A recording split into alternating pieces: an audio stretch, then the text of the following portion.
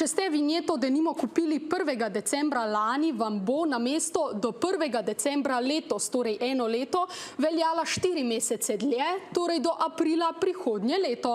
Če ste vinjeto kupili januarja letos, vam bo veljala do maja prihodnje leto, če ste jo denimo kupili februarja, pa vam bo veljala do junija 2026 in tako naprej. Torej od datuma nakupa namesto 12 prištejete 16 mesecev. 4-mesečni bonus bo veljal za vse vinjete, ki bodo veljavne 1. decembra letos, kar pomeni, da lahko vinjeto kupite tudi še vključno 1. decembra, a morate ob nakupu določiti, da veljavnost začne še isti dan.